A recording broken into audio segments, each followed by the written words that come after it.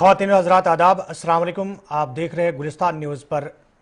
Programme सलाम जेके और सलाम जेके प्रोग्राम लेकर मैं साहिल अमीन आपकी खिदमत में एक बार फिर हाजिर और स्टूडियो में मेरा साथ निभा रहे हैं खुशामदीद। मैं हूं आपके साथ आसिफ रशीद और आज के प्रोग्राम में भी हर रोज की तरह मुख्तलिफ मौज़ूआत पर बात होगी। आप सबका बहुत बहुत शुक्रिया हमारे साथ जुड़ने के लिए। नाज़रीन मोहतरम, जैसा कि आप जानते हैं कि इस प्रोग्राम में देश दुनिया की बड़ी खबरों पर हम बात करते हैं और देश दुनिया के साथ साथ अगर हम बात करेंगे जम्मू कश्मीर की, तो जम्मू कश्मीर की ताज़ा तरीन सूरत हाल, सियासी सूरत हाल, तामीर और तरक्की के एतबार से भी इस प्रोग्राम में बात होती रहती है। आज के प्रोग्राम में जहां अफ़गानिस्तान की सूरत हाल पर हम बात करेंगे, वहीं पर अफ़गानिस्तान की जानिब से UN काउंसिल का मुतालबा किया और इसके साथ साथ जिस तरीके से हालात अफ़गानिस्तान के अंदर बने हैं वो हालात हम आज के प्रोग्राम में आप तक पहुंचाएंगे। लेकिन उसके साथ साथ सऊदी अरब की बात करेंगे। कोरोना वायरस और कोरोना वायरस के बीच जहां इंटरनेशनल सतह पर तमाम परवाज़ें मनसूख की गई है, अब आहिस्ता आहिस्ता इन परवाज़ों को दोबारा बहाल किया जा रहा है और इस हवाले से सऊदी अरब का एक हुक्मनामा भी सामने आया है, वो भी हम आप तक पहुँचाएँगे। लेकिन इसके साथ साथ जम्मू कश्मीर के अंदर कैदी और कैदियों के हवाले से जो बात आज अब आप तक पहुंचाने जा रहे हैं वो ये है कि PSA के तहत कुछ लोग जो जम्मू कश्मीर के जेलों के अंदर नज़रबंद थे, अब उन्हें जम्मू कश्मीर के बाहर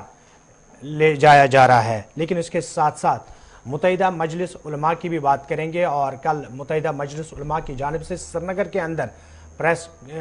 तकरीब का इनेकाद किया गया। बहुत सारे मामलात जो समाजी मामलात हैं उनको भी ज़ेर गौर लाया गया। लेकिन उसके साथ साथ मुत्तहिदा मजलिस उलमा की जानिब से न सिर्फ मीरवाइज बल्कि दूसरे कैदियों की रिहाई का भी मुतालबा किया। आज के प्रोग्राम में इस पर भी बात करेंगे और जम्मू कश्मीर के इंतज़ामी मामलात के हवाले से भी बात होगी। लेकिन सबसे पहले जैसा कि आप जानते हैं कि हिस्ट्री ऑफ द डे, हम प्रोग्राम की शुरुआत इसी से करते हैं और आज भी इसी से करेंगे। चलिए शुरुआत करते हैं आज के दिन के हवाले से। 4 अगस्त की तारीख है और 4 अगस्त क्यों अहम है, आज के दिन कुछ अहम हालात वाक़यात पर जरा नजर दौड़ाते हैं। और सबसे पहले बात जरा ऑस्ट्रिया और तुर्की के हवाले से। ऑस्ट्रेलिया और तुर्की के दरमियान कई बरसों से कशीदगी रही, ताल्लुकात काफी खराब रहे, लेकिन 1791 में आज ही के दिन 4 अगस्त जहां पर दोनों के दरमियान इस्तवाए अमन समझौते पर दस्तखत हुए थे और कोशिश की थी कि दोनों मालिक शायद बेहतर तरक्की की तरफ चल सकें, बेहतर काम की तरफ चल सकें। वो मुआहिदा बाद में टूट गया था, लेकिन शुरुआत आज के दिन हुई थी। 1880 में आज ही के दिन रेड क्रॉस सोसाइटी का कयाम अमल में लाया गया, जो हिंदुस्तान के अंदर या आप देखते हैं हर रियासत, हर यूनियन टेरिटरी के अंदर रेड क्रॉस सोसाइटी जो कि आज के वक्त में भी काम कर रही है। 1870 में आज ही के दिन इसका कयाम अमल में लाया गया। 1947 में जापान में पहली मर्तबा सुप्रीम कोर्ट का कयाम अमल में लाया गया। पहली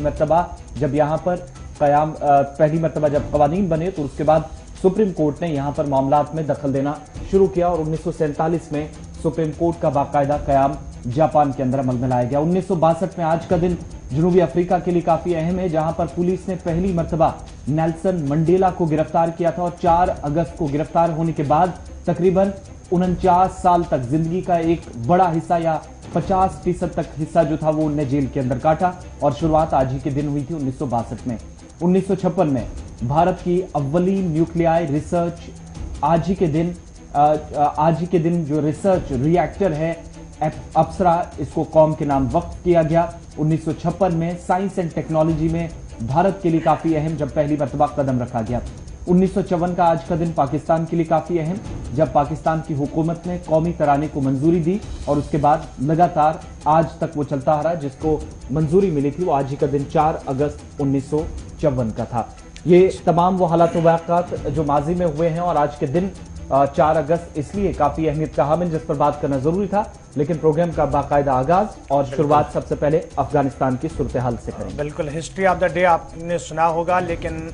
हिस्ट्री ऑफ द डे के साथ साथ मैं आपको बताता चलूँ कि 4 अगस्त यानी आपको याद होगा 4 अगस्त 2019 आज ही का वो दिन था जब जम्मू कश्मीर के अंदर लोगों पर खौफ तारी हुआ और सबकी नज़रें जो आज ही के दिन मरकूज हुई थी मरकजी सरकार पर कि मरकज से क्या कुछ फैसला आने वाला है। आज का दिन और जम्मू कश्मीर की तारीख में आज का दिन और कल के दिन के हवाले से आपको कल ही बताएंगे। लेकिन फिलहाल आपको लिए चलते हैं अफगानिस्तान, और अफगानिस्तान की ताज़ा तरीन सूरत हाल भी आप तक पहुँचाएंगे, क्योंकि अफगानिस्तान के अंदर जिस तरीके से फौजी इनखला के बाद हालात बने हुए हैं, इन हालात पर पूरी दुनिया की नज़रें इस वक्त मरकूज है। सबसे पहले अफगानिस्तान की जो मौजूदा सूरत हाल है उस पर बात करेंगे और आपको बताएं कि पिछले 12 से 24 घंटे अफगानिस्तान के हुक्मरानों के लिए काफी खतरनाक गुजरे हैं, क्योंकि अफगानिस्तान का सबसे बड़ा शहर काबुल या कंधार, ये काबुल के अंदर नजरें रहती है और काबुल के अंदर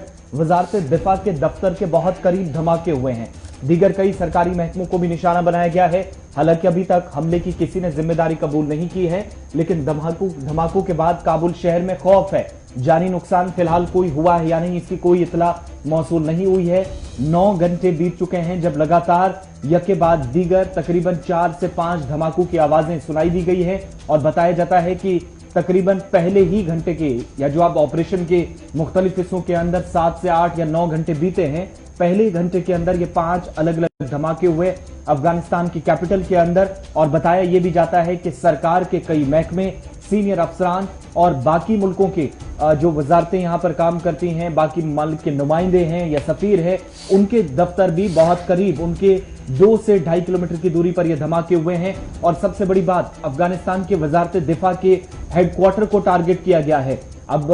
अंदाजा ये लगाया जा रहा है कि शायद हो सकता है तालिबान की तरफ से किया गया हो, लेकिन तालिबान हो, अलकायदा, दाइश, किसी ने भी फिलहाल इस हमले की जिम्मेदारी कबूल नहीं की है। दूसरी तरफ हमले के फौरन बाद यहां पर तमाम जितने भी सफारतकार जो अफगानिस्तान के अंदर काम करते हैं, वजारत खारजा अफगानिस्तान के मोहम्मद हनीफ अतमर की तरफ से उनके साथ इमरजेंसी मीटिंग बुलाई गई और तालिबान की तरफ से मुख्तलिफ हिस्सों के अंदर जो अटैक किए जा रहे हैं उस पर तफसीली तबादला ख्याल हुआ और खास तौर से उन लोगों के तहफ्फुज़ को यकीनी बनाया जाए जो बाहर के मुल्कों से जाकर नुमाइंदगी अफगानिस्तान के अंदर कर रहे हैं। उनको सख्त हिदायत दी गई कि वो बिना सिक्योरिटी के या बिना इंतजामी की इजाजत के किसी भी हिस्से के अंदर नकलो हरकत ना करें। साथ ही कुल मिलाकर 10,000 के आसपास बताया गया इस मीटिंग के दौरान जो डिस्कशन हुई है, चाहे वो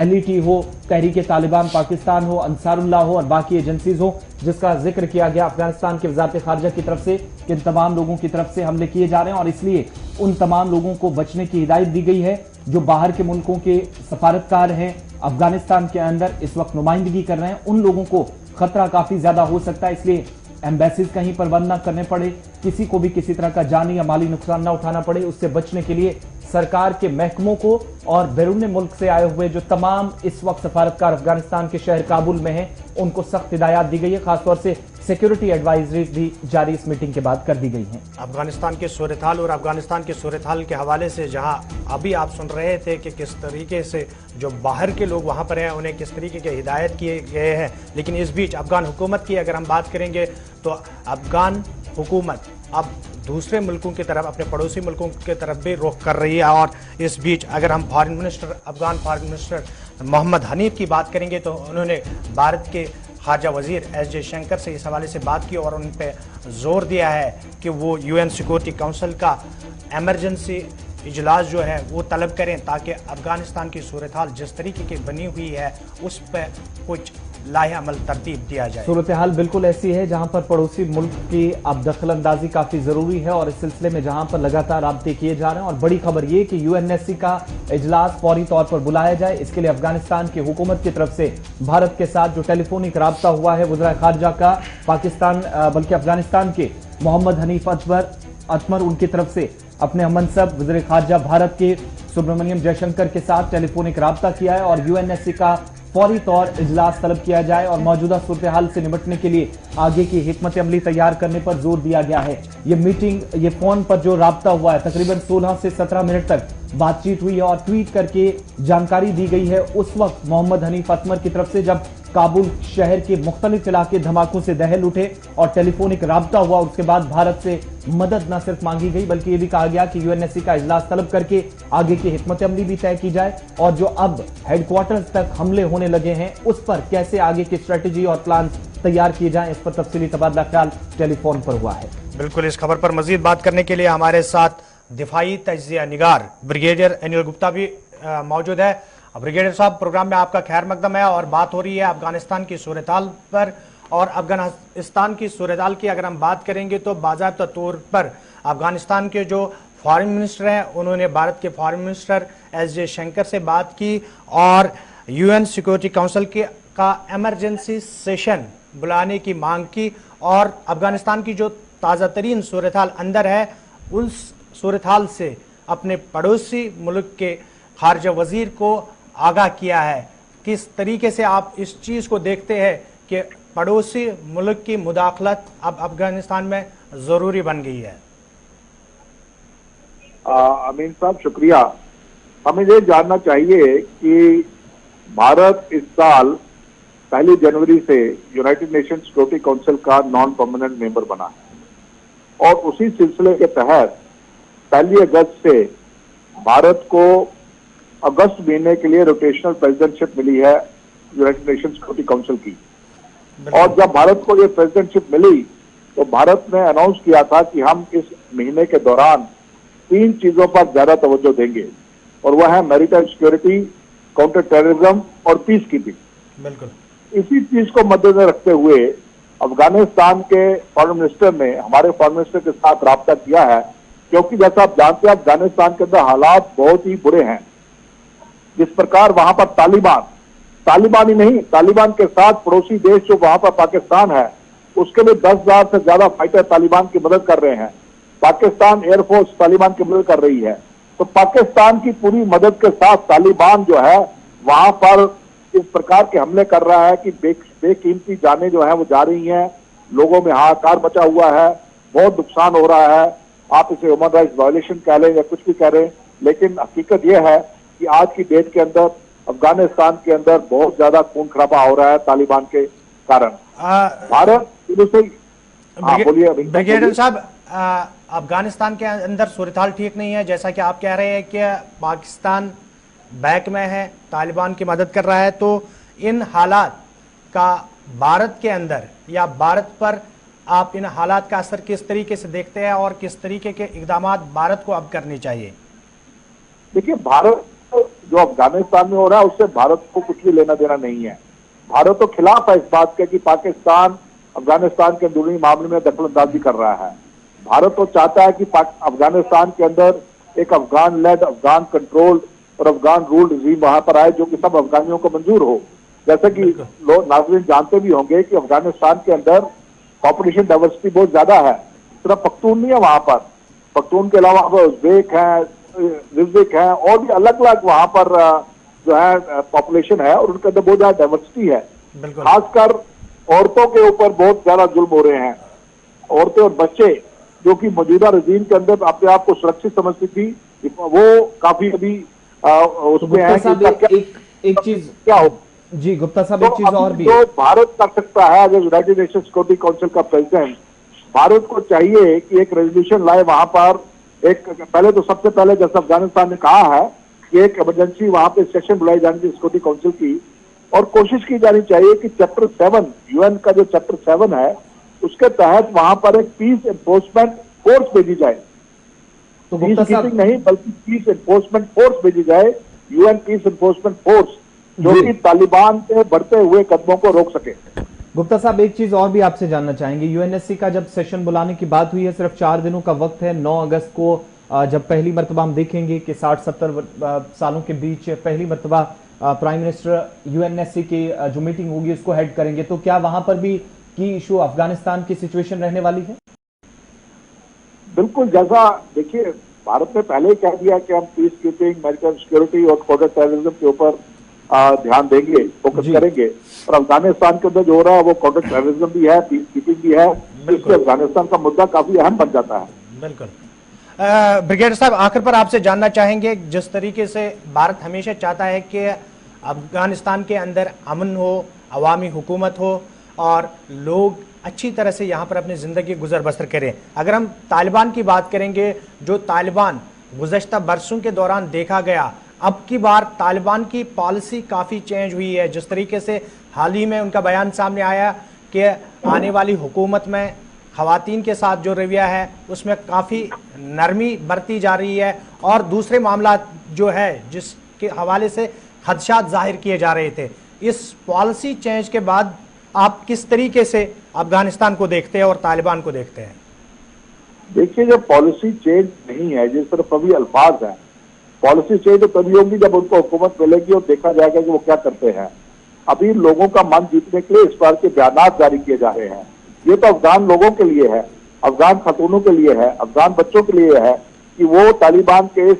समझौते को या तालिबान की चेंज को मानते हैं या नहीं मानते हैं। जिस प्रकार का अफगानियों का एक्सपीरियंस रहा है तालिबान के साथ, मुझे नहीं लगता कि वो इतनी जल्दी इस भरोसे को या इस बात को मानेंगे। चलिए, आपका बहुत बहुत शुक्रिया ब्रिगेडियर साहब, आप हमारे साथ बने रहे। ये थी बात जो कि अफगानिस्तान की मौजूदा सूरत हाल के हवाले से हो रही थी और उसके बाद जो भारत पर एक बार फिर भरोसा जताया गया है। लेकिन इसके साथ साथ अगर हम बात करेंगे, जब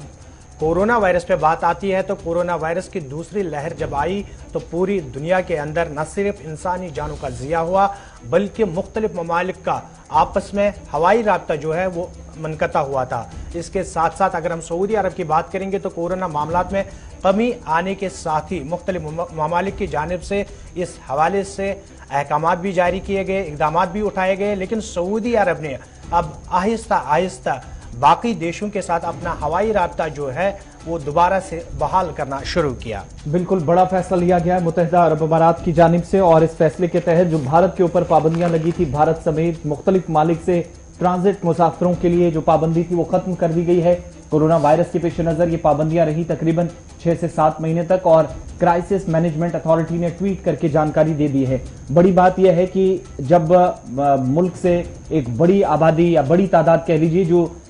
यूएई के अंदर काम करने के लिए जाती है और इस बीच मुत्तहिदा अरब अमारात ने अब उन तमाम लोगों के लिए फैसला लिया है कि 5 अगस्त से यानी कल से भारत, पाकिस्तान, नाइजीरिया और दीगर कई ममालिक को जिन पर ट्रांजिट परवाजों के जरिए आने वाले मुसाफिरों के मुल्क में दाखिले पर पाबंदी आयद की थी वो खत्म कर दी गई है। और यूएई ने चंद माह पहले ही कोरोना वायरस की वबा के पेश नजर जनूबी एशिया, अफ्रीका और दीगर यूरोप से आने वाले कई ममालिक की परवाजों पर उस वक्त मुल्क के अंदर दाखिले पर पाबंदी आयद कर दी थी जब कोविड-19 की दूसरी लहर के बीच एक दिन के अंदर 3 से 3.5 लाख केसेस सिर्फ हिंदुस्तान के अंदर ही आ रहे थे। साथ ही कौमी इमरजेंसी और क्राइसिस मैनेजमेंट अथॉरिटी एनसिमा ने जो कि ट्वीट करके जानकारी दी और तस्दीक कर दी है कि वहां के मुसाफिर अपने हवाई अड्डों से ट्रांजिट परवाजों के जरिए कल से यानी जुमेरात से यूएई का सफर इख्तियार कर सकेंगे। लेकिन इसकी शर्त कुछ रखी गई है और शर्त यह है कि उन्हें अपनी रवानगी से 72 घंटे कब्ल किए गए पीसीआर टेस्ट की रिपोर्ट पेश करना होगी।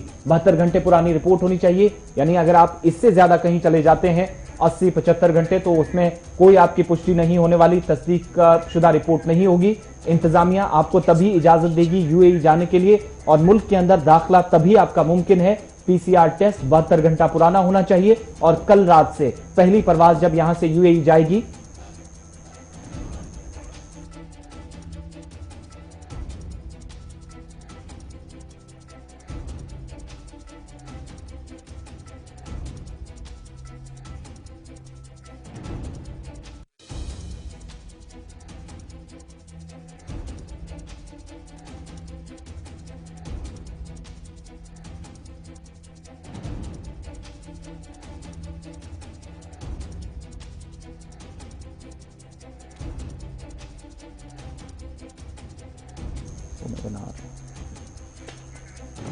चलिए, सऊदी अरब की बात हो रही थी और सऊदी अरब की जानिब से एक बड़ा फैसला लिया गया। लेकिन इसके साथ साथ मुल्क के अंदर कोरोना वायरस की सूरत हाल और मुल्क के साथ साथ अगर हम जम्मू कश्मीर की बात करेंगे तो जम्मू कश्मीर के अंदर भी कोरोना सूरत हाल जो है वो अबतर ही देखी जा रही है। अगर आपको याद होगा, कल मरकजी सरकार की जानिब से जो प्रेस कॉन्फ्रेंस की गई यानी मरकजी वजारत सेहत की जानिब से, उस वक्त तकरीबन 16 रियासतों और यूटीज़ का जो ग्राफ दिखाया गया है उसमें जो रेट में सबसे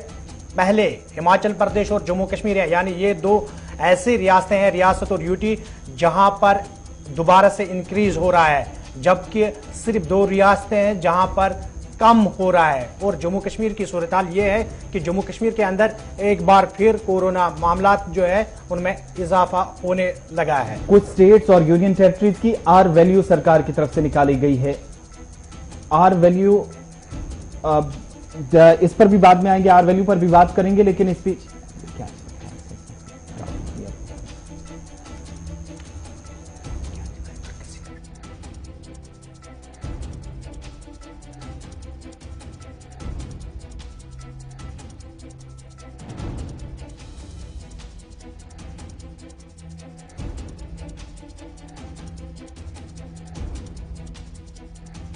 उसकी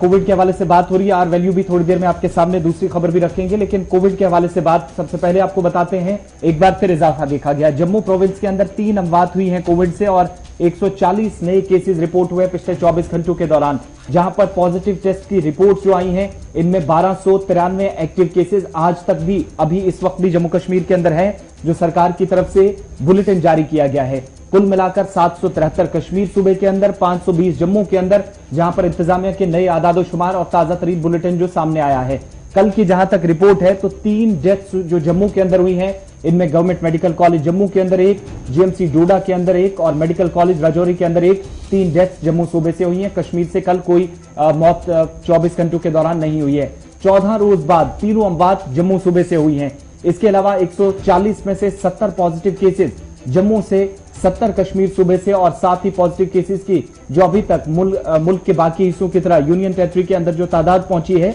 वो 3,21,865 तक पहुंच गई है। कल जो 24 घंटों में केसेस आए हैं, श्रीनगर के अंदर 21, बारामूला 7, बडगाम 5, यहां सरे फहरिस्त है। कुपवारा के अंदर 15 केसेस रिपोर्ट किए गए हैं और इसी तरीके से जम्मू के अंदर राजौरी में 19 सबसे ज्यादा केसेस आए हैं। दूसरे नंबर पर रियासी 12 केसेस के साथ, तीसरे पर रियासी और दूसरे पर डोडा 15 केसेस के साथ, चौथे पर जम्मू शहर। यह अब तक की सूरत हाल है। एक बार फिर आहिस्ता आहिस्ता कोविड के केसेस ने सर उठाना शुरू किया है, जो बाइस से तशवीश है। जम्मू कश्मीर के अंदर कोरोना मामलात और कोरोना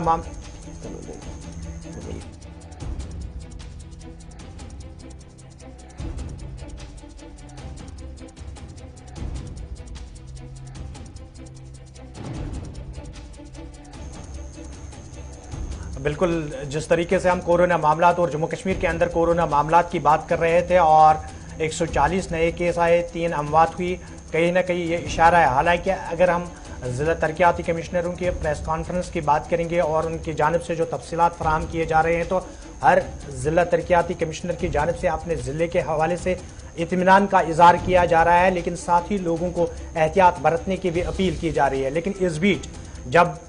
माहिरीन का यह मानना है कि तीसरी लहर आने वाली है, पहले ही इन खदशात का इजहार किया जा रहा था, अब कहीं ना कहीं लोगों को मजीद एहतियात बरतने की ज़रूरत है, क्योंकि माना जा रहा है कि एक बार फिर कोरोना मामलों में आहिस्ता आहिस्ता इजाफा होने लगा। लेकिन इस बीच आर वैल्यू की हम बात कर रहे थे और मरकजी वजारत सेहत की जानिब से जो प्रेस कॉन्फ्रेंस की गई है, उसमें जो बातें बताई गई है वो हम आप तक पहुंचाएंगे। जम्मू कश्मीर के अंदर भी कोविड की तीसरी लहर का और आज की जो केसेस आ रहे हैं, खतरा बरकरार है। यूटी में आर वैल्यू 1 से ऊपर है। योमिया केसेस में इजाफे पर वजारत ने तशवीश का इजहार किया है और ये मरकजी वजारत के आदादोशुमार है, जहां पर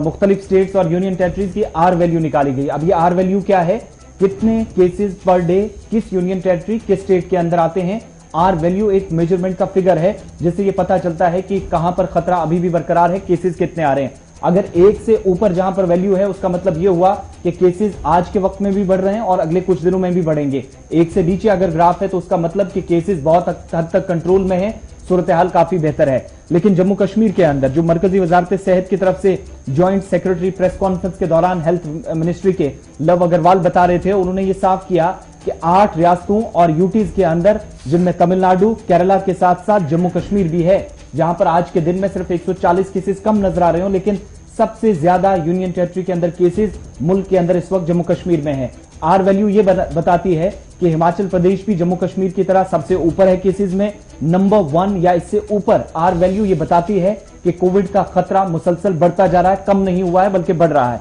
दूसरी बात ये बताई गई है कि लक्षद्वीप, तमिलनाडु, मिजोरम, कर्नाटका, पुडुचेरी, केरला, हिमाचल प्रदेश के साथ साथ जम्मू कश्मीर भी 8 रियासतों और यूनियन टेरिटरीज के अंदर है, जहां पर 1 से ऊपर आर वैल्यू होना इस बात की निशानदेही करता है कि इंतजामिया ने जो इकदाम उठाए हैं वो काफी नहीं है। इसलिए सख्त हिदायत दी गई है यूनियन टेरिटरीज के तमाम चीफ सेक्रेटरीज को, तमाम रियासतों के चीफ सेक्रेटरीज को, कि वो ऐसे इकदाम उठाएं जहां पर सख्ती बरतनी है वहां पर और भी सख्त इकदाम उठाए, क्योंकि आर वैल्यू का 1 से ऊपर होना छोटे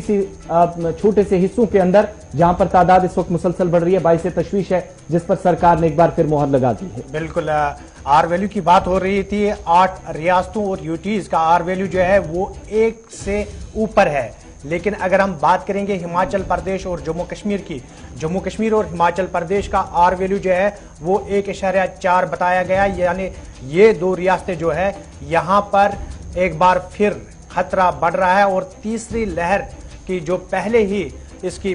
बात कही गई थी, कहीं ना कहीं अब लोगों को यहाँ पर बहुत ज्यादा एहतियात बरतने की जरूरत है और लोगों के साथ साथ इंतजामिया को भी इस चीज का ख्याल रखना होगा। जम्मू कश्मीर के दूसरे मामलात में हम अब सीधे बात करेंगे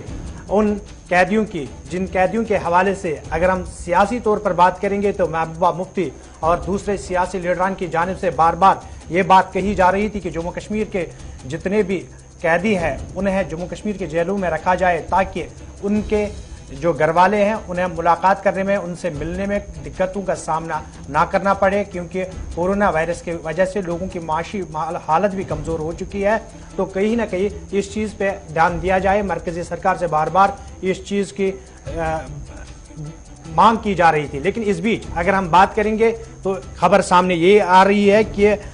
ऐसे बहुत सारे कैदी हैं जम्मू कश्मीर के जिन पे पीएसए का इतलाक हुआ है। अब जम्मू कश्मीर के जेलों से बाहर उन्हें ले जाया जा रहा है। जम्मू कश्मीर के मुतालिक जो कि सरकार की तरफ से फैसला लिया गया है और सरकारी जराये के मुताबिक ये पता चला है कि 16 ऐसे लोग हैं जिनको हरियाणा की जेलों में अब मुंतकिल कर दिया गया है। सभी पर पब्लिक सेफ्टी एक्ट के तहत जो केस दर्ज हैं, जिसके तहत इनकी गिरफ्तारी अमल में लाई गई थी और इन तमाम लोगों को अब जम्मू कश्मीर से बाहर मुंतकिल किया गया है। इस पर हालांकि तरफ पहले से ही, चाहे वो ऑल पार्टी मीटिंग हो या जम्मू कश्मीर के अंदर गुपकार से लेकर दीगर जमातों की मीटिंग्स होती रही हो, तो मुख्तलिफ केसेस में जो लोग 5 अगस्त 2019 के बाद मुल्क की मुख्तलिफ जेल, डिस्ट्रिक्ट जेल्स हो, सेंट्रल जेल्स हो, वहां पर कैद किए गए, उन सभी लोगों को रिहा करना या जम्मू कश्मीर मुंतकिल करने के हवाले से बात सरकार के सामने की जाती रही है। लेकिन एक बार फिर फैसला कि जम्मू कश्मीर के अंदर पब्लिक सेफ्टी एक्ट के तहत 16 कैदियों को हरियाणा की जेलों में मुंतकिल कर दिया गया है और इन तमाम लोगों को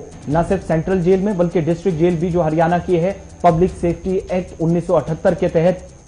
जिन लोगों के खिलाफ केस दर्ज है उनको मुंतकिल करके डिस्ट्रिक्ट और दूसरी तरफ सेंट्रल जेल्स के अंदर मुक़य्यद किया जाएगा। और इंतजामिया के फैसले पर हो सकता है कि अब भी सवाल उठाए जाएं, जब हुकूमत की तरफ से कुछ दिन पहले और ये यकीन दहानी कराई गई थी, जो खबर दी गई थी उन तमाम लोगों की तरफ से जो ऑल पार्टी मीटिंग का हिस्सा थे, कि वज़ीर आज़म ने जम्मू कश्मीर के लेफ्टिनेंट गवर्नर मनोज सिन्हा को मौके पर ही हिदायत दी कि कैदियों के मामलात को संजीदगी से देखकर उन तमाम लोगों का जिन्हें पैरोल पर रिहा किया जा सकता है या मुंतकिल किया जा सकता है जम्मू कश्मीर, उनके मामलात को पहले देखा जाए। लेकिन इन सब के बीच में इस तरह का पहला फैसला है और कल ही सरकार पर सवाल ये भी उठाए जा रहे थे कि हुकूमत ने जो वादे किए, जिसमें गुलाम नबी आजाद ने भी जिक्र किया, 24 तारीख के बाद अब तक कोई अहम पेशरफ्त नहीं दिखी। अगर पेशरफ्त आज दिखी है तो वो शायद सरकार ने इसके लिए नहीं कहा था। जम्मू कश्मीर मुंतकिल हो सकते थे लेकिन रियासत से बाहर या यूटी से बाहर लाने के लिए नहीं कहा गया था, जिस पर अब सरकार की तरफ से तस्दीक कर दी गई है। बिल्कुल, कैदियों के हवाले से बात हो रही थी, लेकिन जम्मू कश्मीर के अंदर दूसरे मामलात भी है और उन मामलात में रंजीत सागर डैम की भी बात करेंगे। और रंजीत सागर डैम जो है अपने नाम से ही मुनफरिद है, लेकिन कल एक बार फिर ये सुर्खियों में आया उस वक्त जब यहाँ पर एक आर्मी हेलीकॉप्टर को हादसा पेश आया। कठुआ की बात हो रही है तो लेफ्टिनेंट कर्नल और कैप्टन दोनों लापता हैं। दूसरा दिन है ऑपरेशन का, 7:30 बजे शाम को ऑपरेशन खत्म किया गया क्योंकि परेशानी, थोड़ा सा खराब मौसम भी यहां पर पैदा कर रहा था और दूसरी तरफ चूंकि डैम का मामला है इसलिए खतरात काफी ज्यादा है। और रंजीत सागर डैम जहां पर सयाहों की तादाद भी बहुत ज्यादा इन दिनों गर्मी के दिनों में होती है और न सिर्फ जम्मू कश्मीर बल्कि पठानकोट से सयाह पहुंचते हैं। कल सुबह 11 से 12 बजे के बीच में खबर आई, कल से आप लगातार अपडेट हो रहे हैं गुलिस्तान पर, कि एक फौजी हेलीकॉप्टर बल्कि चिनूक जो तैयारा था, पहले ये खबरें हैं और उसके बाद बताया गया कि ध्रुव हेलीकॉप्टर जो हादसे का शिकार हुआ और उसके बाद सर्च ऑपरेशन या जो रेस्क्यू ऑपरेशन भी चला। खबरें ये थी कि 5 से 6 लोग इसमें सवार थे, लेकिन इसकी कोई तस्दीक नहीं हुई। ऑफिशियल कंफर्मेशन जो 2 हैं, जिसमें लेफ्टिनेंट जनरल जिनीश हैं और उनके साथ एसके भट्ट, इन दोनों को कल से ही तलाश करने की कोशिश हो रही है। लेकिन आज सुबह जो इतलात मिली है 7:30 बजे के आसपास ऑपरेशन अंधेरी की वजह से खत्म करना पड़ा, हॉल्ट किया गया और आज सुबह दोबारा अब से थोड़ी देर पहले शुरू किया गया, मगर दोनों की अभी तक डेड बॉडीज या जिंदा रिकवर नहीं हो पाए। बिल्कुल, रंजीत सागर डैम और ऑपरेशन जो है वो अभी भी लगातार जारी है, लेकिन इस बीच में और सलाम जी के प्रोग्राम में अब बात करेंगे जम्मू कश्मीर इंतजामिया और जम्मू कश्मीर की तामीर तरक्की के हवाले से। सबसे पहले बात करेंगे जम्मू कश्मीर के LG मनोज सिन्हा का दिल्ली दौरा और दिल्ली दौरे के दौरान जहां कल के प्रोग्राम में हमने आप तक पहुंचाया है कि मरकजी वजीर दही तरक्की से जब वो मिले तो जम्मू कश्मीर की तामीर तरक्की और दही इलाकों की तरक्की पे बात हुई और उसके साथ साथ मरकजी वजीर तालीम से मिले। जम्मू कश्मीर के अंदर तालीमी निज़ाम की बहाली और तालीमी निज़ाम के हवाले से बात हुई, लेकिन उसके साथ साथ वो अमित शाह से भी मिले और अमित शाह से मिलने के दौरान उन्होंने जम्मू कश्मीर के अंदरूनी सलामती सूरत-हाल का पूरा खाका खींचा और अमित शाह के सामने रखा। एलजी मनोज सिन्हा का दिल्ली दौरा और दिल्ली दौरे के दौरान अमित शाह से जब उनकी मुलाकात हुई तो मरकजी वजीर दाखिला अमित शाह से मुलाकात के दौरान एलजी मनोज सिन्हा ने बाज़ाब्ता तौर पर 5 अगस्त पर इंतजामात के हवाले से कोई बातचीत उन दोनों के दरमियान, क्योंकि 5 अगस्त अगर हम मरकजी सरकार की नज़रिए से देखें तो जो अहम फैसले गुज़श्ता बरसों के दौरान मरकजी सरकार की जानिब से लिए गए, उनमें सबसे बड़ा और अहम फैसला जो है वो जम्मू कश्मीर के हवाले से है। और जम्मू कश्मीर के हवाले से 5 अगस्त 2019 को जो फैसला लिया गया है उस पर भी पूरी तरह से एलजी मनोज सिन्हा और अमित शाह के बीच बात हुई है। ट्रिपल पी फॉर्मूले के तहत काम करने पर जोर दिया गया है। 2 सालों में जो कामयाबियां रही हैं सरकार की, उनको गिनवाते हुए एक किताब भी रिलीज की जाएगी और साथ ही बताया गया कि 5 अगस्त के फैसले के बाद सरकार की तरफ से उठाए गए इकदाम से लोग कितने खुश हैं, वो तमाम चीजें इस किताब के अंदर लिखी गई हैं। नंबर 1। नंबर 2, ट्रिपल पी फॉर्मूले के तहत पीस, प्रोग्रेस एंड प्रॉस्पेरिटी, इस नारे के साथ लेफ्टिनेंट गवर्नर इंतजामिया काम कर रही है और यही जानकारी लेफ्टिनेंट गवर्नर ने वजारत दाखिला को जाकर दी है। अमित शाह से जब मुलाकात हुई है और दोनों यूनियन टेरिटरीज में लद्दाख और जम्मू कश्मीर के मुतालिक मरकज के फैसले और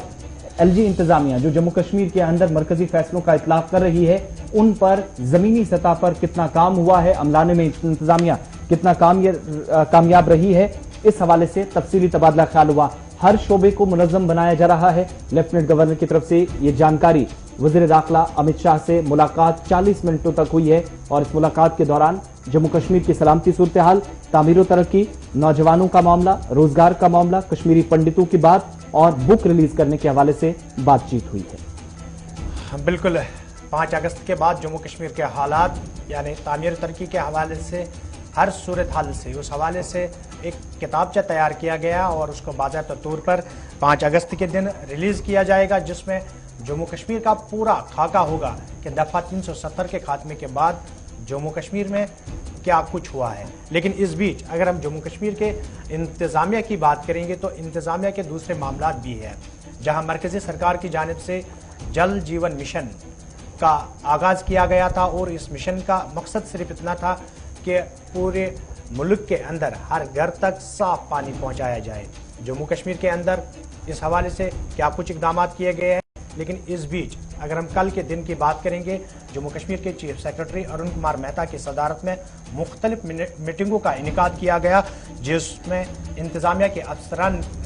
ने शिरकत की। इस बीच जहां मुख्तलिफ स्कीमों के हवाले से बात की गई, वहीं पर इंतज़ामिया के कामकाज पे भी और उसके साथ साथ जो डीसीएस और ड्यूकाम्स को एडमिनिस्ट्रेटिव पावर्स जो दिए गए थे जब पंचायती राज एक्ट यहाँ पर लागू किया गया, उस पर भी तबादला ख्याल किया गया और उसका भी जायजा लिया गया। इस बीच बड़ी खबर अब यह है कि जम्मू कश्मीर के अंदर आपको याद होगा कि जब डीडीसीज और बीडीसीज अपने किसको कितने पावर्स दे जाएंगे, किसके दायरे अख्तियार में क्या कुछ चीजें होंगी, इसे लेकर काफी तकरार हुआ, बहस हुई, कभी सैलरी को लेकर, कभी पावर्स को लेकर। डीडीसी सड़कों पर भी आए और उसके बाद इंतजामिया ने क्या किया कि सरकार के कुछ सीनियर अफसरान को चुना गया, कुछ टॉप ब्यूरोक्रेट्स को जिनका एक्सपीरियंस बहुत वसी था, उन तमाम लोगों की एक कमेटी बनाई गई, एक पैनल बाकायदा बनाया गया। सूबाई कमिश्नर हों, डिप्टी कमिश्नर्स हों, डीडीसी मेंबरान हों, बीडीसीज हों, पंचायत राज तक जितने लोग काम करते हैं, अवामी नुमाइंदे जो चुनकर साल 2018 के बाद आए, उन तमाम लोगों के बीच में पावर्स का कहीं पर क्लैश ना हो, कोई तकरार नहीं होना चाहिए। इसके लिए फौरी तौर पर कमेटी को 8 दिनों के अंदर रिपोर्ट पेश करने को कहा गया। लेकिन पैनल 8 तो दूर, 4 महीने गुजरने के बाद भी जराये से मौसूल जानकारी के मुताबिक 4 माह मुकम्मल हो चुके हैं। जो सीनियर अफसरान को, टॉप ब्यूरोक्रेट्स को जम्मू कश्मीर इंतजामिया ने जिम्मेदारी दी थी कि किसको कितने पावर्स हैं और किस पर कहां पर क्लैश जो हो रहा है, उनको मसाइल को हल करने की जिम्मेदारी दी गई थी ब्यूरोक्रेट्स को। 8 दिन तो दूर, 4 महीने बीत चुके हैं, अभी तक रिपोर्ट पेश करने में यह पैनल नाकाम रहा है। नंबर 1। नंबर 2, इंतजामिया की तरफ से 8 अप्रैल 2021 को जब कमेटी बनाई गई तो सूबाई इंतजामिया से लेकर जिला इंतजामिया, डीडीसीज और उनके नीचे बीडीसीज या फिर उसके साथ पंचायत मेंबरों के पास जो चाहे वो सैलरीज का इश्यू था या पावर्स को लेकर जो लड़ाई शुरू हुई थी और एहतजाज करने डीडीसी जम्मू और श्रीनगर के अंदर पहुंचे थे, उसके बाद लेफ्टिनेंट गवर्नर के एश्योरेंस के बाद काफी चीजें हल हुई थी। लेकिन कमेटी का जो एक अलग मामला था, जिम्मेदारी तय की गई थी कि 8 दिनों के अंदर रिपोर्ट पेश करें, वो खुलासा पेश किया जाए डिवकॉम से लेकर डिप्टी कमिश्नर्स तक और बेहतर गवर्नेंस चले, सही निजाम चले, कैसे बिना लड़ाई के शफाफियत के साथ कामकाज को अंजाम दिया जाए, वो तमाम चीजें इस रिपोर्ट में फाइल करें, 8 दिनों के अंदर इंतजामिया के सामने रखें। लेकिन लेफ्टिनेंट गवर्नर के दफ्तर को यह पैनल, जिसमें टॉप ब्यूरोक्रेट्स थे, कमिश्नर सेक्रेटरी ट्रांसपोर्ट डिपार्टमेंट के, divisional commissioner Kashmir, commissioner secretary government, department of food, civil supplies and consumer affair और इंफॉर्मेशन टेक्नोलॉजी डिपार्टमेंट से लेकर बाकी महकमों के प्रिंसिपल सेक्रेटरीज, सभी लोगों को जिम्मेदारी दी गई थी। 8 दिन तो दूर, 4 महीने आज बीत चुके हैं जब आपको खबर बता रहे हैं और हमारे जरा ये बता रहे हैं कि इंतजामिया की सीनियर अफसर लेफ्टिनेंट गवर्नर को अब तक जानकारी देने में पूरी तरह नाकाम साबित हुए हैं। बिल्कुल, जम्मू कश्मीर के अंदर ये मामला जो है तामीर तरक्की का मामला दफा 370 के खात्मे से जुड़ा है, क्योंकि उसके बाद इंतखाबात अमल में लाए गए और बाज़ाब्ता तौर पर यह कहा गया है कि अब जम्मू कश्मीर के अंदर जो तामीर तरक्की, ग्रास रूट की जो तामीर तरक्की है उसको अब यकीनी बनाया जाए, क्योंकि अवामी नुमाइंदे जो चले। इस खबर पे मजीद बात करने के लिए हमारे साथ हमारे ब्यूरो चीफ कश्मीर जो है हिलाल हांजुरी, वो भी इस वक्त फोन लाइन पे मौजूद है। हिलाल, बात हो रही है जम्मू कश्मीर इंतजामिया के हवाले से, बीडीसी इंतखाबात अमल में लाए गए, डीडीसी इंतखाबात अमल में लाए गए, जहां सियासी मुद्दा अलग था, वहीं पर अगर हम इंतजामी मुद्दे की बात करेंगे तो ये बात कही जा रही थी कि जम्मू कश्मीर की तामीर तरक्की को यकीनी बनाने के हवाले से ऐसे इंतखाबात अमल में लाए गए, क्योंकि 70 सालों के अंदर ऐसा कुछ यहाँ देखने को नहीं मिल रहा था। लेकिन उस बीच जब वही बीडीसी या डीडीसी अपने मुतालबात लेकर सड़कों पे आए तो इंतजामिया की जानिब से एक हाई पावर कमेटी तश्कील दी गई थी। 8 दिनों के अंदर उन्हें रिपोर्ट सौंपने की बात कही गई थी। 4 महीने गुजर गए, ना ही कमेटी का रिपोर्ट आया और ना ही ऐसे हालात देखे जा रहे हैं कि बीडीसीज या डीडीसी मेंबरान जो है वो खुद मुतमईन हो अपने आप में, तो लोगों का हाल किस तरीके का होगा?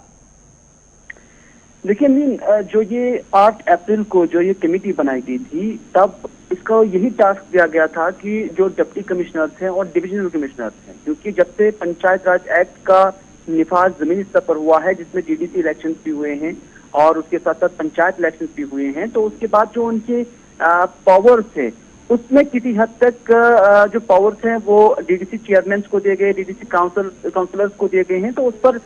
फिर एक नया कानून लाने के साथ साथ यहाँ उसकी इम्प्लीमेंटेशन एक टारगेट सरकार के लिए था। लेकिन जो एक कमेटी थी उन्हें यही रिकग्नाइज करने के लिए कहा गया था और उन्हें यही बताने के लिए कहा गया था कि कौन किसको कितने पावर्स होंगे, चाहे वो एडमिनिस्ट्रेटिव स्तर पर हो या उसके साथ साथ पंचायती स्तर पर हो। लेकिन इस कमेटी के लिए 8 दिन थे, लेकिन आज 4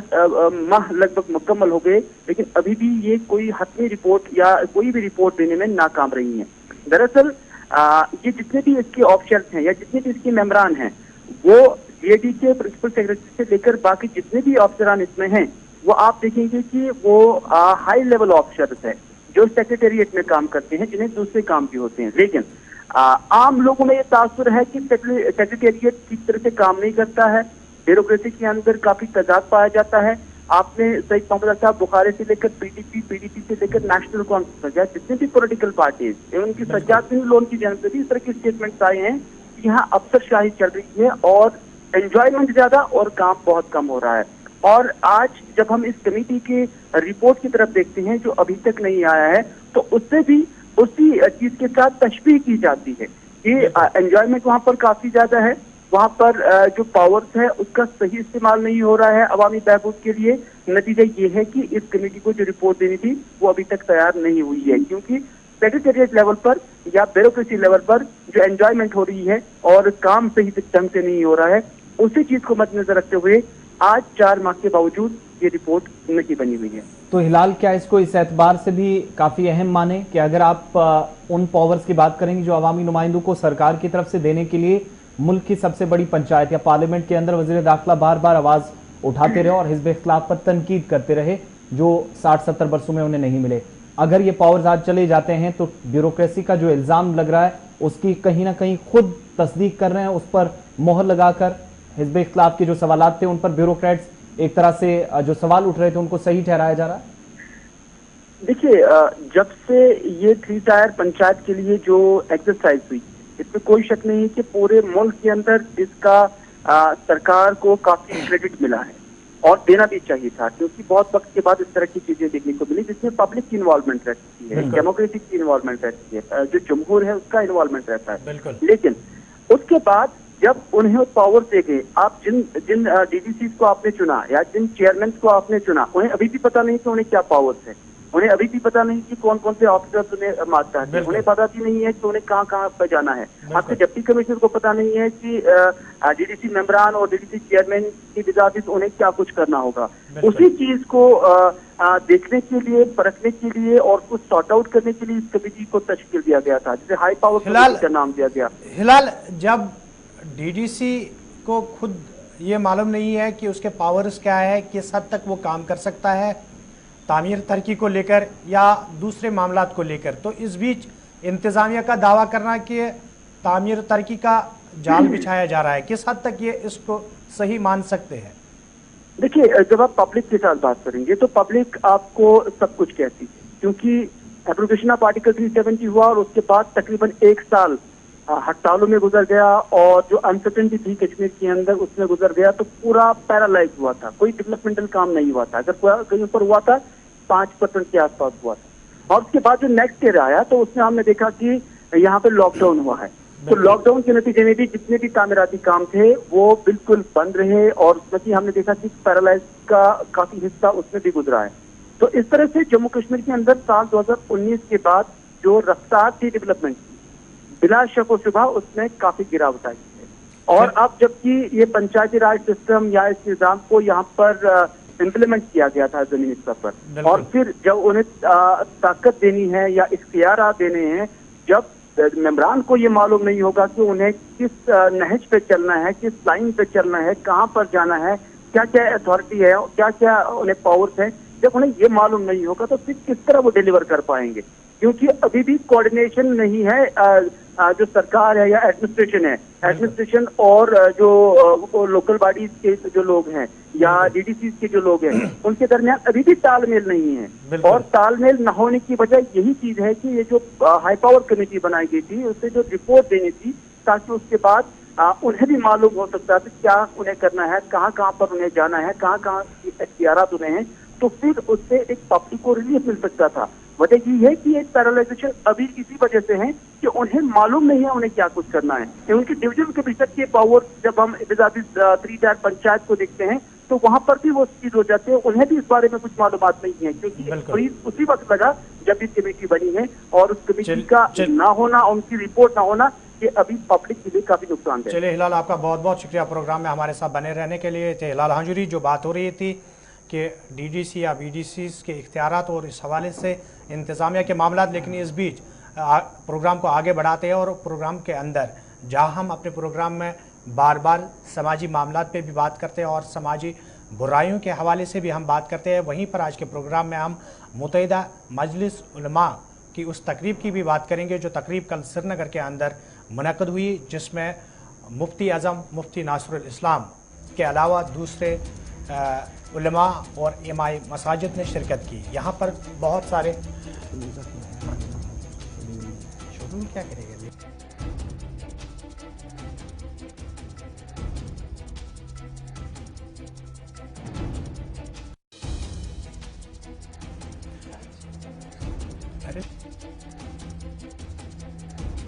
मुत्तहिदा मजलिस उलमा का जो कल श्रीनगर के अंदर तकरीब हुई उसमें बहुत सारे मामलात ज़हर बहस लाए गए, जहां वादी के अंदर खुदकुशी के बढ़ते मामलात सामने रखे गए, उसके साथ साथ मंशियात का इस्तेमाल और इसके कारोबार के हवाले से भी बात गई। लेकिन सबसे बड़ी बात मीरवाइज और दूसरे कैदियों की रिहाई का भी मुतालबा किया गया और इस बीच कहा गया है कि बाज़ाब्ता तौर पर LG मनाउसना को इस हवाले से एक खत लिखा जाएगा जिसमें ये तमाम चीज़ें रखी जाएगी। श्रीनगर के अंदर मुत्तहिदा मजलिस उलमा का ये तकरीब और तकरीब के दौरान जो खदशात का इजहार किया गया है मौजूदा सूरत हाल पर, यानी जिस तरीके से वादी कश्मीर के अंदर खुदकुशी के मामलात बढ़ रहे हैं और खुदकुशी के मामलात के साथ साथ अगर हम बात करेंगे तो मंशियात के कारोबार और मंशियात के इस्तेमाल के हवाले से भी खदशात का इजहार किया गया और मीरवैस की रिहाई के साथ साथ दूसरे कैदियों की रिहाई का मुतालबा किया गया। श्रीनगर से हमारे साथ सैयद तजम्मुल भी इस वक्त मौजूद है। तजम्मुल, प्रोग्राम में आपका खैर मकदम है। जिस तरीके से कल मुत्तहिदा मजलिस उलमा की तकरीब अमल में लाई गई, मीरवैस की रिहाई और दूसरे सियासी कैदियों की रिहाई के साथ साथ मंशियात के कारोबार और इस्तेमाल पर बात की गई और उसके साथ साथ अगर हम बात करेंगे वादी कश्मीर के अंदर जो खुदकुशी के मामलात 1-2 महीने के अंदर ज़्यादा देखने को मिले उस पर बात की गई, तशवीश का इजहार किया गया। लेकिन सबसे बड़ी बात जो प्रेस कॉन्फ्रेंस के दौरान मुफ्ती आज़म मुफ्ती नासरुल इस्लाम ने कही, उसने ये कहा कि तकरीब के दौरान ये इस बात पे जोर दिया गया है कि इस को तोड़ने के लिए मसले की बुनियादों पर काम ना किया जाए बल्कि मसले की बुनियादों से उठकर काम करना चाहे ताकि समाज के अंदर जो ये खराफात, जो ये बिदात, ये नासूर पैदा हो चुके हैं उन पे काबू पाया जा सके। क्या कुछ खाका है इस पूरी तकरीब का? बहुत बहुत शुक्रिया साहिल साहब। आसिफ साहब, आपका बहुत बहुत शुक्रिया। कहते हैं कि एक आलिम की जुबान को बंद करने का मतलब है कि आप बहुत कुछ अच्छा नहीं कर रहे हैं। जब एक आलिम को आप अपनी बात समाज तक पहुंचाने से रोकते हैं तो समाज में इस तरह के बिदात का पनपना जो है वो कोई नई बात नहीं। आपने मनशियात की बात की, आपने घरेलू तशद्दुद की बात की, आपने ऐसे अजहान बदलने की बात की जो लोगों ने गुज़श्ता से पैबस्ता बहुत सारे मामला देखे। हालांकि एक बाअसर आलिम, खतीब, हाफिज किसी भी तौर तरीके से जब अपनी बात रखता है, मिंबर और महराब से ये बात जब बाहर जाती है तो समाज में तब्दीली जो है नागुज़ीर हो चुकी है। देर से ही सही, लेकिन मुस्लिम पर्सनल लॉ बोर्ड के सरबराह मुफ्ती आज़म मुफ्ती नासरुल इस्लाम ने कल जो एक पहल की, एक कोशिश की कि मीरवैस, मौलवी मोहम्मद उमर फारूक समेत जितने भी मजहबी रहनुमा, चाहे उनके बाद मजहबी रहनुमा होने के साथ साथ उनकी सियासत भी हो, तो उन्हें फौरी तौर पर रिहा किया जाना चाहिए, क्योंकि उनका जो असर जुबान का है लोगों तक पहुंचने का, उसे बहुत ज्यादा मदद मिल सकती है। जो इस वक्त हमारे टीन एज बच्चे और बड़े जिम्मेदार वालिदैन जिन्हें अपने बच्चों की कफालत, बच्चों की खिदमत खलक के लिए अपने आप को वक्फ करना चाहता, लेकिन बदकिस्मती से गलत और बिद्दतों में पड़ चुके हैं, मनशियात की आदात में पड़ चुके हैं। लेकिन प्राइम मिनिस्टर ने कोशिश की पहले मेन स्ट्रीम पार्टी को इकट्ठा करने की, और जाते जाते मोदी ने कहा था कि सब जाओ और इकट्ठे जम्मू कश्मीर के अवाम की खिदमत करो। लेकिन अभी तक उन्होंने उन लोग स्टेक्स तक रीच आउट नहीं किया जो 5 अगस्त के एब्रोगेशन के बाद अब बरसी भी आने वाली है। उन्होंने उलमा, खतीब, हाफिजीन और बड़े अहम जिम्मेदार शख्सियात जो हैं, उन्होंने भी 4 अगस्त 5 अगस्त को तस्लीम नहीं किया। कहा कि स्टेट को यूटी में कन्वर्ट करना इंसानियत के दायरे से बाहर है और किसी का हक छीनना और किसी का हक हासिल करना भी बहुत बड़ा गुनाह है। इसी तरह से इन उलमा को ऑन बोर्ड लेने के लिए मुझे लगता है एक बड़ी कोशिश की गई है नासिरुल इस्लाम की तरफ से, और इसके नताइज का हमें इंतजार है। पुलिस की जानिब से जब जम्मू कश्मीर के अंदर मंशियात मुखालिफ मुहिम छेड़ी गई थी तो उसके बाद अवामी दरबार मुनक़द किए जा रहे हैं और आवाम से बार बार ये कहा जा रहा है कि पुलिस को इस बारे में ताउन किया जाए। इमाम मसाजिद से मांग की जा रही थी, यानी हर गाँव जाकर, हर हल्के या ब्लॉक में जाकर पुलिस को ऐसे दरबार का इनेकाद करना पड़ रहा था। जब अब श्रीनगर के अंदर मुत्तहिदा मजलिस उलमा ऐसी तकरीब का इनेकाद करेगी जिसमें मंशियात के कारोबार और इस्तेमाल पर रोक लगाने की बात कही जा रही है, तो कहीं ना कहीं आपको ये लग रहा है कि जो जम्मू कश्मीर पुलिस की जानिब से एक अपनी मुहिम छेड़ी गई थी, अब उस मुहिम को मजीद कामयाब बनाया जा सकता है अगर उलमा, इमाम मसाजिद इस तरीके से आगे आए? देखिए, पुलिस का मिशन अपनी जगह है और उसको तकवीयत मिलेगी इस नए रोल मॉडल से जिस वक्त उलमा मैदान में आएंगे। लेकिन देखिए, पुलिस जो है वो इसको सोशल कम्युनिटी पुलिसिंग कहते हैं और इस तरह का प्रोग्राम दिया जाता है। लेकिन बाद में जब आप गिरफ्तार किए जाते हैं तो 3 अहम स्टेक होल्डर होते हैं। पुलिस तक गिरफ्तार करके ले जाती है, लेकिन बाद में कोर्ट से जमानत मिल जाती है और जमानत के आगे पुलिस बेबस हो जाती है। बंदा वापस आ जाता है और उसने थोड़ी ना तौबा कर लिया होगा 30 दिनों का, 20 दिनों का, जो उसका कारोबार, जो उसकी नशेली लत पड़ी है उसको, वो 30 दिन में थोड़ी छोड़ेगा, 15 दिन में छोड़ेगा। एक तो इस बॉन्ड को बड़ा स्ट्रांग करना होगा। पुलिस जब कार्रवाई करती है